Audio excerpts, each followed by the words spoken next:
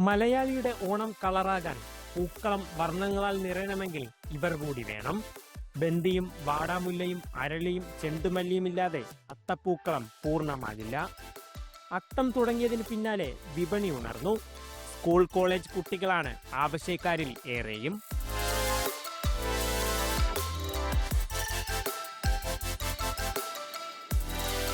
നല്ല വില ഉണ്ട്.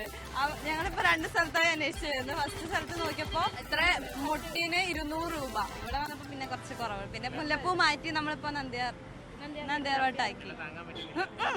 ഹോസ്റ്റലേഴ്സിനൊന്നും തീരെ താങ്ങാൻ പറ്റുന്നില്ല.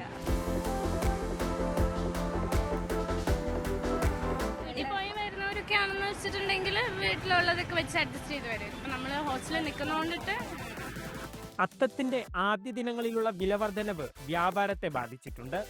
അയൽ സംസ്ഥാനങ്ങളെ തന്നെയാണ് ഇത്തവണയും പൂവിനായി ആശ്രയിക്കുന്നത്. ഒരേ സ്കൂളിൽ ഒരേ റൂമിൽ ഓരോരുത്തർ 10 പേരോ അല്ലെങ്കിൽ 50 പേരുള്ളപ്പോൾ ഒരു ക്ലാസ് റൂമിൽ അവരൊരു അത്തമായിരുന്നു. ഇന്ന് 10 ക്ലാസ് റൂമുകൾ കൂടുന്നുണ്ട് ഒരു അത്തമാക്കി. അങ്ങനെ വന്നപ്പോൾ ബിസിനസ് മേഖലകൾക്ക്, ചെറിയ കടകൾക്ക്, ഒരുവിധപ്പെട്ട കടകൾക്ക് ഡിമുണ്ടാവും. എങ്കിലും പൂക്കൾക്ക് ഒരു ക്ഷാമവുമില്ല. പൂ ഇഷ്ടം പോലെ കിട്ടുന്നുണ്ട്.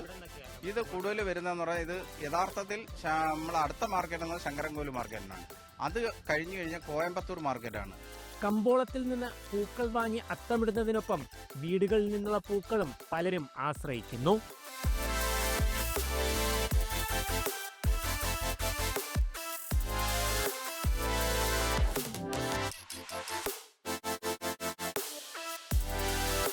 കുറച്ച് പേര് കൊണ്ടുവരുന്നുണ്ട്. ചിലത് അതിന്റെ കൂട്ടുകാരന്റെ വീട്ടിൽ നിന്ന് കൊണ്ടുവരുന്നുണ്ട്. എല്ലാം നമുക്ക് കഴിയും. ചിലതൊക്കെ കിട്ടാൻ സാധ്യതയില്ലാത്ത കുറച്ച് പൂക്കൾ മാത്രം മേടിക്കുന്നത്, ബാക്കിയൊക്കെ കഴിയുന്നതും കൊണ്ടുവരുവാണ്. 12 നിറങ്ങളിലുള്ള വിവിധ ഇനം പൂക്കൾ കടകളിലെത്തിയിട്ടുണ്ട്.